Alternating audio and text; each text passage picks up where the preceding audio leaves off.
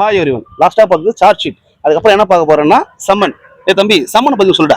Summon அப்படின்னா வேற ஒண்ணுமே இல்லை. சம்மன்றது அழைப்பானைன்னு அர்த்தம். அதாவது அழைப்பானன்றது ஒரு 2-3 இடத்துல வேறுபட்டு வரும்.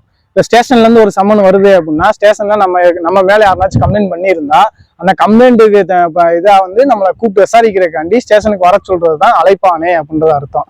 இந்த அழைப்பானையில என்னென்ன இருக்கும் அப்படின்னு பாத்தீங்க அப்படின்னா, யாரு நம்ம மேல புகார் செஞ்சா அது எதுக்காண்டி செஞ்சாங்க, நம்ம கிட்ட இருக்க எவிடன்ஸ் எல்லாம் நம்ம கொண்டு போய் நம்ம சப்மிட் பண்றதுக்காண்டி நேர்ல வர சொல்றதுக்காண்டி எழுத்துப்பூர்வமா எழுதி அனுப்பிச்சு விடுறதுக்கு பேர் தான் அழைப்பானைன்னு சொல்லுவாங்க, சம்மன்.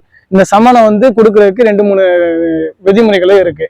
என்னென்ன பார்த்தீங்க அப்படின்னா, நேர்ல ஒன்று கொடுப்பாங்க. ஸ்டேஷன்ல நேரடியாக நம்ம வீட்டுக்கு கொடுப்பாங்க. இல்லை நம்ம வீட்டில் ஆள் இல்லை அப்படின்னா வீட்டில் எழுதி ஒட்டிட்டு போவாங்க. அப்படி நம்ம எதுவும் கன்சிடர் பண்ணல அப்படின்னா ஃபோனில் கூப்பிட்டு சொல்லுவாங்க. அப்போ நம்ம என்ன செய்யணும், நம்ம நேரில் போய் ஆஜராகி நான் இந்த தப்பு செய்யலை, இல்லை நம்ம மேலே இருக்க நியாயத்தை நம்ம சொல்லணும்.